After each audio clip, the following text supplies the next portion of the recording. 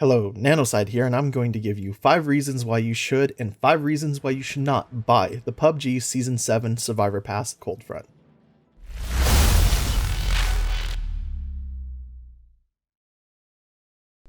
PUBG 7 season is upon us, and if you've been a dedicated player like me, the thought of purchasing a season pass may have crossed your mind. If you're still on the fence of whether you should or shouldn't be buying the Season 7 Survivor Pass, keep watching and hopefully the rest of the video will help you decide.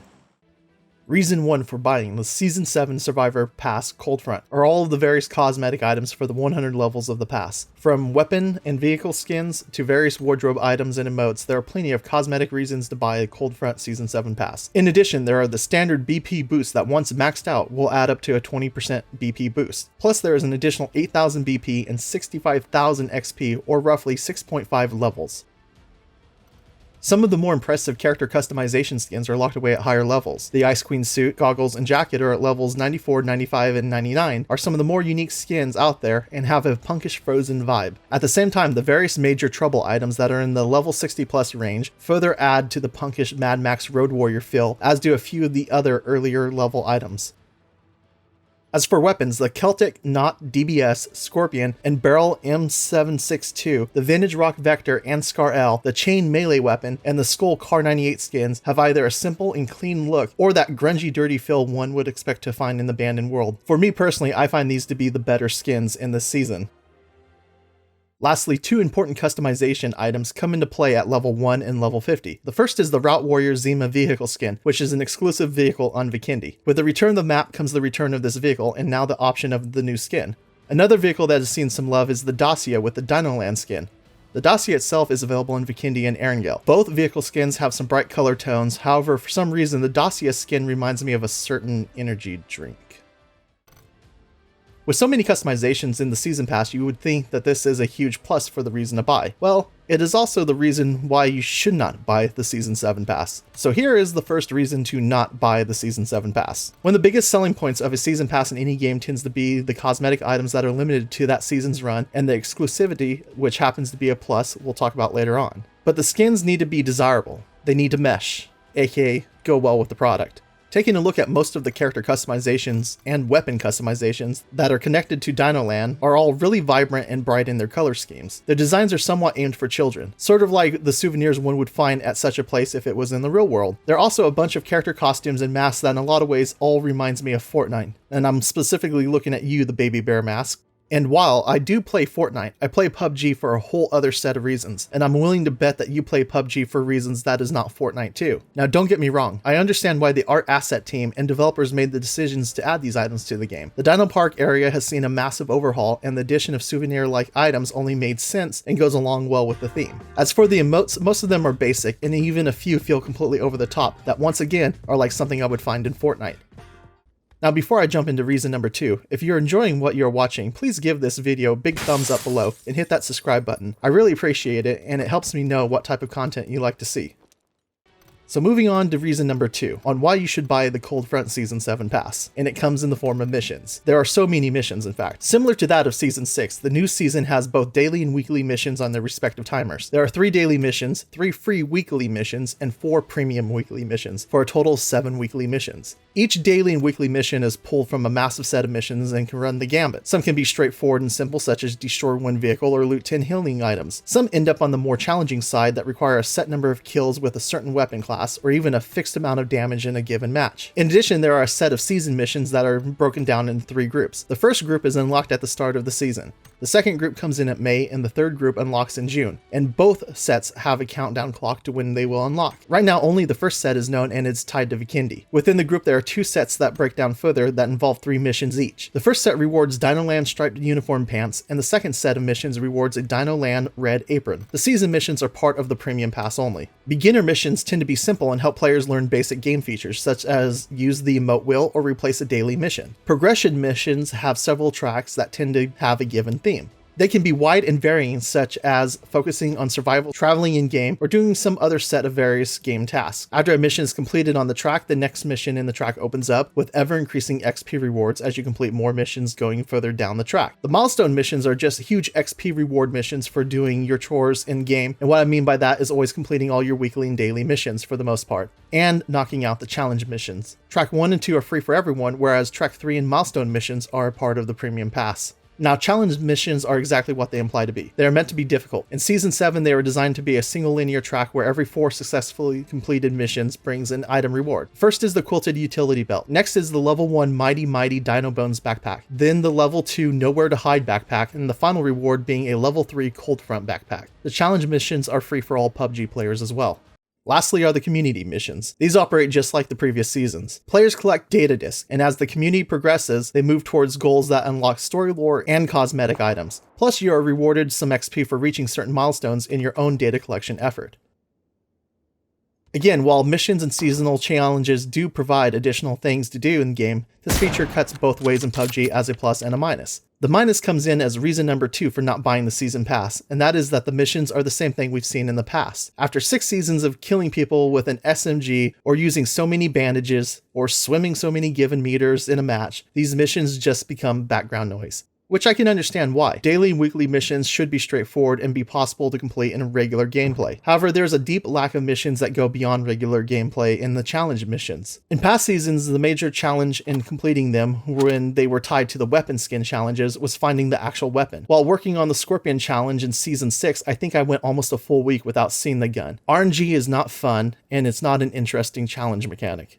One thing related to missions that has been a complete disappointment for me across most seasons is the lack of creativity in the missions. Vehicles, for example, provide lots of opportunity for new, more challenging mission ideas, and what I would even call legendary challenge missions. For example, you can run over so many players with a vehicle. You can get a kill while firing out of a vehicle with a passenger. You can get a frag kill while a person is in a vehicle. Giving players reasons to bring vehicles into the field of play during gun battles might spice things up a bit. Another area for missed opportunities with missions is the addition of the arcade mode. Missions relating to that feature could have been added in their own category called arcade missions, which would feature various different things to do within the arcade mode. Lastly, on the topic of missions, the vast majority of the missions are free. Only a handful of season-long missions, along with 4 missions each week, are reserved for the Premium Pass. Of those season-long ones, the Milestone Progression Track, which is effectively just a bunch of free levels and coupons from huge XP gains that provide a bunch of levels, and the season-specific missions such as the Vikendi set that rewards the pants and apron, are the only premium unique missions that stand out. Now on to reason number 3 why you should buy the Season 7 pass. This again is one that I feel can cut both ways too. If you're a diehard supporter of the PUBG product or really just love to play the game, purchasing the Season 7 pass provides financial support for future content and lets PUBG Corporation know that you think they're doing a wonderful job. Now, however, if you're not a fan of the product, I have to say thanks for watching my video up to this point, and I'd like to know in the comments below why you're not a fan. But the rest of you, if you are a fan of the product, but really don't like the direction the game is going, look out, because here comes reason number 3 on why not to buy Season 7 pass. By not purchasing the pass, it becomes a really straightforward way to let PUBG Corporation know you're not happy and you're casting your vote with your hard-earned cash. This can be a very effective method if the community as a whole decides the PUBG product is heading in the wrong direction and wants to be heard beyond Steam reviews, posting on social media, and making YouTube videos. One item recently that comes to mind is the changes to the M249 that has seen a lot of vocal community blowback. Reason number 4 to buy the PUBG Season 7 Survivor Pass. Exclusivity. That is right. Everything you see in the Season 7 Pass, from customization options to wacky emotes, will be unique to this one season. Once Season 7 ends, there will be no way to get any of these items. So if you're a collector who has to have everything, or the status-seeking badass that wants to show off that you completed all the missions and reap the cosmetic rewards, then you must buy Season 7 Pass. There's no other way to get these items. Reason number 4 to not buy the Season 7 pass comes in the fact that most of the 7.1 update features are available for all players regardless. Vikendi is back, although it's missing a bunch of snow, some unique vehicles, and a few drop locations. It did add a train and made the Dino Park huge. There is a new weapon, the Mosin Nagant, which is effectively a reskinned Car 98 in both visual appearance and in sound. All of the quality of life improvements, UI changes, and bug fixes are also for everyone. So here we are. Reason number 5 to buy the Season Pass is coupons. Every level you earn gives you either a white, yellow, or blue coupon that can be traded in at the coupon shop. In past seasons, the items included weapon skins and character customization options. Having the paid premium pass unlocks more opportunities to get these cosmetic items, as you can earn more XP and level up faster getting coupons to spend in the shop. And in past seasons, you could also spend the remaining coupons for more BP. And now we're finally at reason number 5 to not buy the season pass, and that comes from PUBG's current onslaught of issues. While this reason does seem to be close to reason 3 to not buy the season pass, I feel it goes just beyond unhappy players. PUBG has had a steady stream of problems in recent months. At the start of the year in 2020, there was the constant ping and latency issues on servers for the EU and North American regions. I also saw some grumblings from players in the Oceania region. Then on top of that, there has been what appears to be the scrapping of the blood effect system, as has caused several performance issues and has been reverted to the version prior to update 5.3. And then with update 7.1, they're scrapping the survival title system. At some point in the future, we will see its replacement, the new competitive mode. Also, whatever happened to hashtag fix PUBG? Maybe we need a hashtag fix PUBG again? Or fix PUBG 2.0?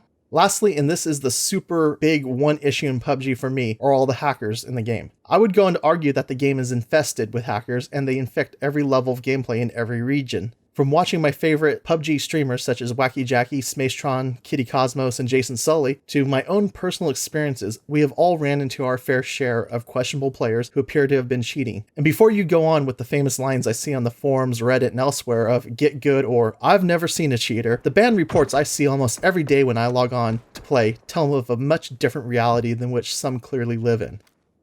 Now, I must point out, right as I am about to record this video, PUBG did release a developer letter, which I will link below, that outlines and details current actions that PUBG Corporation is taking on their anti-cheat front. It goes on to talk about enhanced preemptive measures, enhanced client detection, and improving bans overall with tougher hardware ID bans and strengthening the level of bans as accounts are flagged for suspected cheating. Included in the letter was a series of performance fixes, improvements to gameplay experience for players on low-spec PCs, and network stability improvements. In other words, PUBG Corporation wants players to know that the key word is improvement and are working to improve the game and communication with the player base. I did say I was going to give you 5 reasons for and against buying the Season 7 pass, and there they are. But wait, there's one more. Bonus reason number 6 to buy the Cold Front Pass, and that is out of sheer boredom. Yes, there's Valorant, and I have my key. Yes, there's Modern Warfare, and then there's Fortnite, Apex, Realm Royale, Cuisine Royale, and so many more to play. But with the current world environment of the virus that shall remain unnamed, please YouTube don't pull my video, the Season 7 pass gives me something to do. I have played PUBG since its release and would buy every season pass so far. It is still, even after all this time, one of my fallback games. Plus, I'm just too lazy to install other stuff. So in a way, since I'm going to be playing PUBG anyway, for 10 bucks on PC, that gives me a bunch of stuff I may or may not ever use, and it's not that bad of a deal. Those looking to buy the PUBG Season 7 Survivor Pass Cold Front can pick up the PC version for $9.99 on April 21st, 2020 when it goes live. PS4 and Xbox players will have to wait until April 28th, 2020 and pay $14.99 or 1,000 in-game G-Coin to get the Season 7 Pass. For those that do buy, good luck with the 400 plus missions, and I hope you enjoy all the cosmetic swag. In addition, I hope I see you on the battlefield. I want to know about your thoughts on the PUBG Season 7 Survivor Pass. Are you going to buy it, or are you going to skip it, and why? If you liked what you just saw, be sure to hit that like button. Also, click that subscribe button to see other great gaming content like this. Be sure to follow me at Nanoside on Twitter to see my latest comments on all things gaming. And as always, I'm Nanoside. Thanks for watching.